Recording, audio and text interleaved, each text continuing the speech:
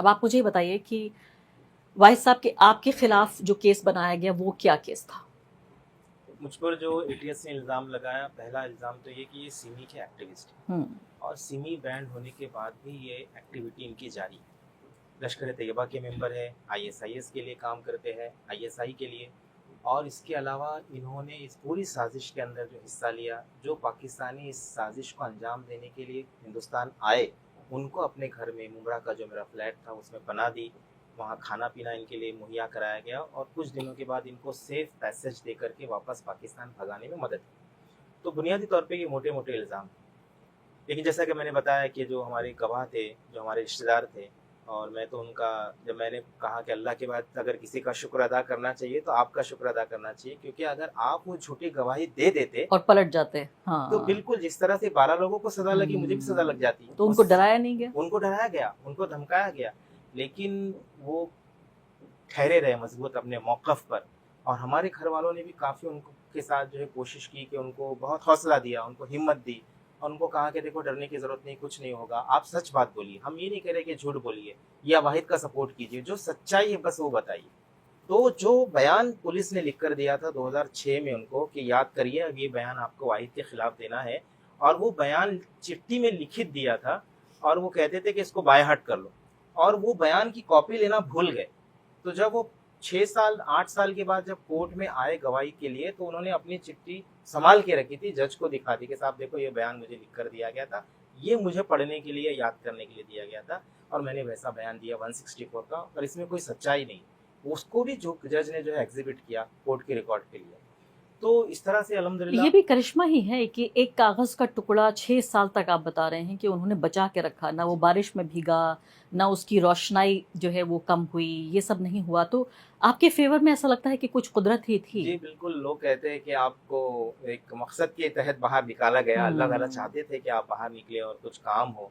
तो जेल में ही हमने इसीलिए, मैं तो जब जेल में किताब लिख रहा था तो मुझे नहीं पता था मेरा क्या होने वाला मुस्तकबिल।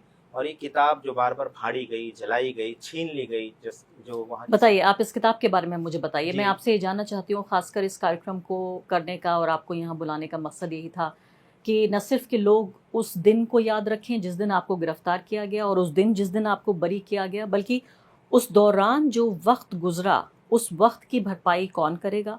और मैं खुद एक पत्रकार के तौर पर इस बात से हैरान भी हूँ, परेशान भी, कि इन दर्जन भर से ज़्यादा लोगों को जब बरी किया गया तो जो पुलिस अधिकारी थे जिन्होंने इनको फंसाया उनके खिलाफ कोई कार्रवाई का ऑर्डर नहीं है इसमें। नंबर 2, कोई कॉम्पनसेशन की बात नहीं की गई है कि मुआवजा इनकी ज़िंदगी के इतने साल जो गुजर गए उसका मुआवजा कौन देगा।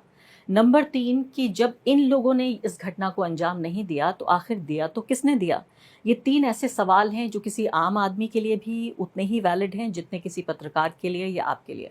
अब मुझे बताइए, पहली बात तो मुझे वो बयान कीजिए, वो दिन जिस दिन आपको गिरफ्तार किया गया। देखिए, ये जो 11 जुलाई 2006 को ब्लास्ट हुआ था, तो मैं तो अपने रूटीन के काम कर रहा था, स्कूल जाना, मैं स्कूल में पढ़ाता हूँ बॉम्बे अच्छा। के अंदर। और मेरी शादी हो गई, मेरे 2 बच्चे थे, मेरी फैमिली थी, तो अभी भी मैं। पढ़ाते हैं आप? जी उसी अच्छा। स्कूल में पढ़ाता। और आपको दिक्कत नहीं हुई वापस उस स्कूल में जाने में? उन्होंने सस्पेंड कर दिया था, अच्छा। जितना पीरियड में जेल में था, बाद में उन्होंने सस्पेंशन उठा दिया, रीइंस्टेट कर दिया, बैकलॉग सैलरीज दे दी, सारी चीज़ें मुझे मिल गया क्या अलहमदिल्ला। पढ़ाते हैं आप? मैं साइंस और उर्दू और मैथ्स। किस तरह का स्कूल है? हाई स्कूल है, 10th तक। गवर्नमेंट स्कूल है? प्राइवेट। प्राइवेट स्कूल है जी।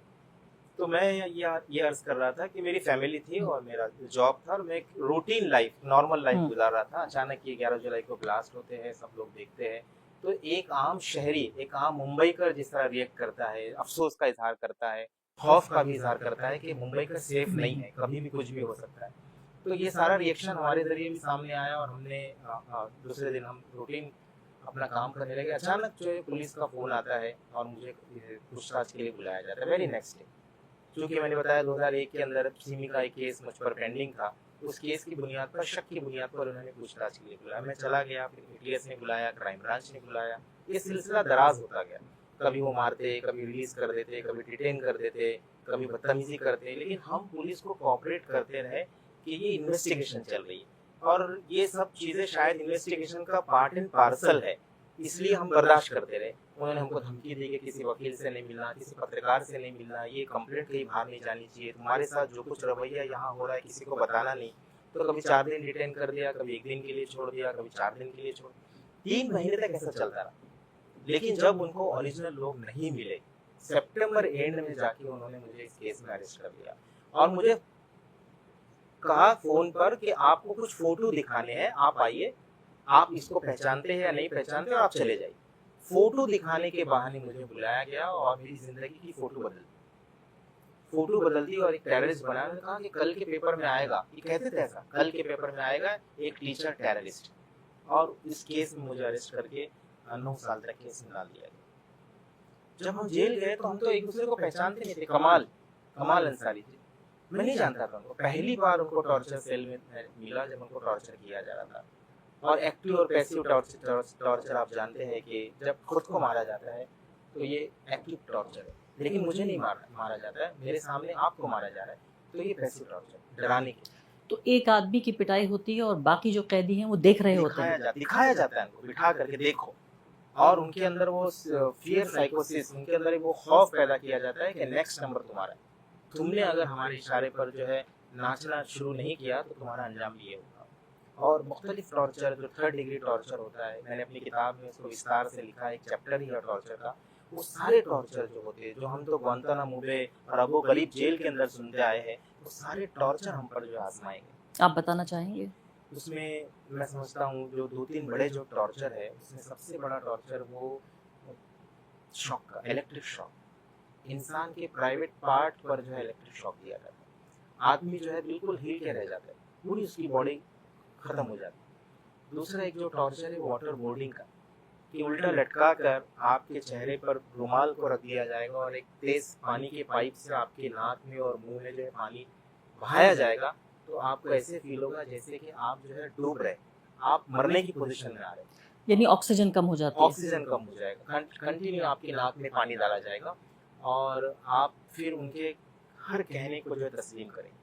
आपके पैरों को जो है बिल्कुल 180 डिग्री में इस तरह चीरा जाएगा और झटके से छोड़ा जाएगा, चीरा जाएगा। उससे ये होगा कि आपके यूरिन के अंदर ब्लड शुरू हो जाएगा इंसान के।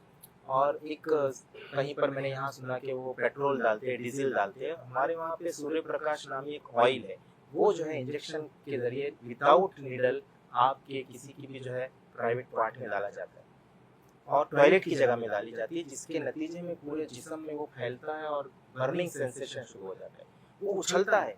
पुलिस कमिश्नर रघुवंशी कहता था कि मैं इनकी उछलती हुई तस्वीर देखना चाहता हूँ, कमाल की, वाहिद की, एहतशाम की। मतलब वो इंडिकेट कर रहा है कि सूर्य प्रकाश ऑयल इनके टॉयलेट की जगह पे डालो ताकि वो उछलने लगे दर्द से, तकलीफ से, वो टॉयलेट के जरिए से वो तेल निकालने की कोशिश करने लगे। तो वो चाहता था कि हमारे इशारे पर ब्लैंक पेपर पे साइन करे। हमने जो कहानी बनाई है पाकिस्तान की, आजम चीमा की, और ये सारी कहानी पे साइन करे विदाउट रीडिंग और विदाउट एनी हेजिटेशन, ये साइन करे। जब हम कहते थे साहब हमने नहीं किया है, आप क्यों हमको फंसा रहे, क्यों हमारी जिंदगी, हमारी फैमिली को बर्बाद करने के लिए तुले। मैंने कहा पाकिस्तान से RTX आता है, पाकिस्तान ही जो ब्लास्ट करता है, मुसलमान पाकिस्तान के सपोर्टर होते हैं, हम किसको पकड़ेंगे, हम किसी हिंदू को नहीं पकड़ सकते। इसलिए हम आपको लाए हैं और आपको ये कबूल करना पड़ेगा कि आपने किया। और वो हमको हिप्नोटाइज करते थे। यानी मुझे हैरत होती है कि तुमने ब्लास्ट किया, तुम भूल गए। इतना बड़ा वाकया कोई करता है और वो भूल जाता है, तुमने किया, तुमको याद नहीं। मैंने कहा सर हम पागल है क्या हम नशे की हालत में, हमने किया, हमको पता नहीं तुमने किया और तुम इसको कबूल करो, वरना तुमको इस टॉर्चर से कोई निजात नहीं दे सकता।